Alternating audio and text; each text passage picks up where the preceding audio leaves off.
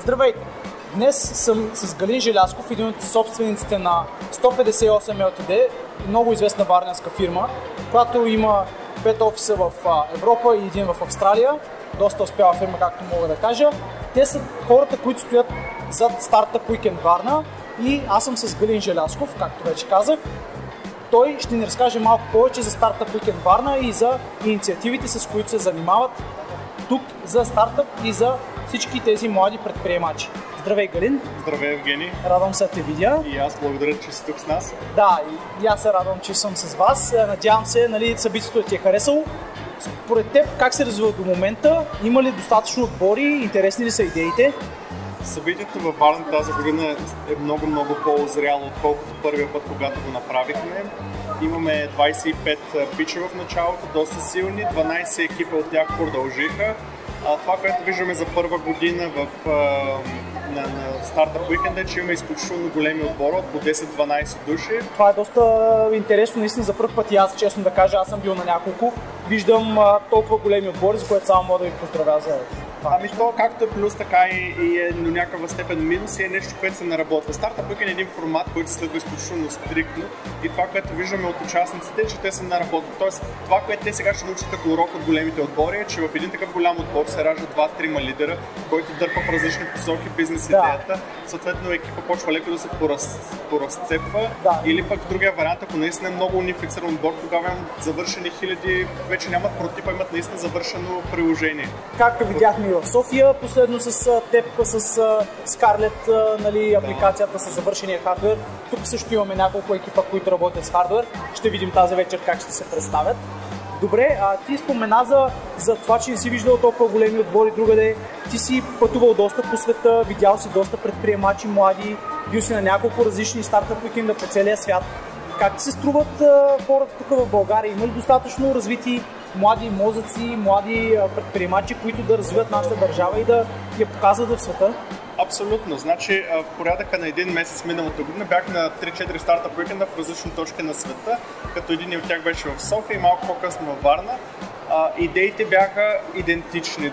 Имаше 3 или 4 идеи, които бяха наистина иновативни и бяха и се застъпваха, което на нас ни говори, че хората в целия свят, нашите предприемачи мислят по съвсем същия начин, благодарение на интернет, технологиите, информация, всичко знам какво се случва в момента в Америка, което се случва в Австралия, което се случва в Амстердам.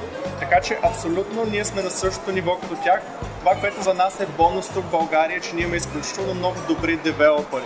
Докато там доста неща остават само на концепция и на прототип, тук така винаги завършваме самите си продукти. Че изкарваме продукт накрая, като продукт от самия Startup Weekend. Дано и днес да видим такива продукти, за да може... Мисля, че ще видим с тези големи екипи, определено. Да, определено изглеждат много обещаващи нещата, ще видим резултата.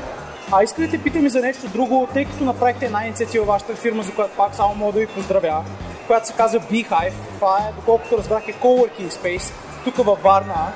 Може ли да ми разкажеш малко повече за тази идея? Как се роди, как решихте да направите тази следваща стъпка в инвестиция в подобно нещо? Аз не искам да взема всичко само като слава за 158, защото Startup Weekend се организира от много други организации. Без помощта на всички други организации, които помогнаха да направим първия Startup Weekend, нямаше да се справим и да ни е толкова лесно да организираме втория, така че искрено им благодаря. Ако искаш да спомениш някое име, разбира се, заповядай. Това са New Trend, Varna Lab, Център за изобретатели и предприемачи, New Biz Club и всички останали. Съответно, без тяхната помощ, може би пропускам някой, но наистина нямаше нещата да се случат.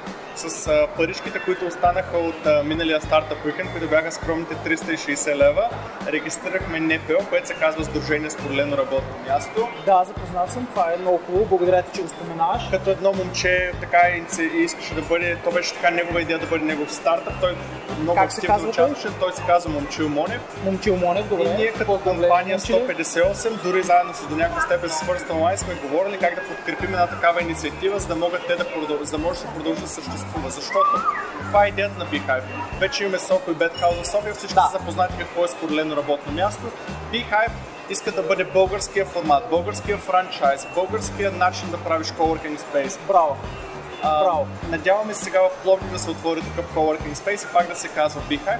Защо го направихме във Варна? След Startup Weekend 1 миналата година се родиха изключително добри идеи, но хората, екипите нямаше къде да се събират, нямаше откъде да работят, нямаше къде да намерят самишленици, нямаше тази култура на предприемачеството. И единственото, което имаше нужда всъщност е такова споделено работно място.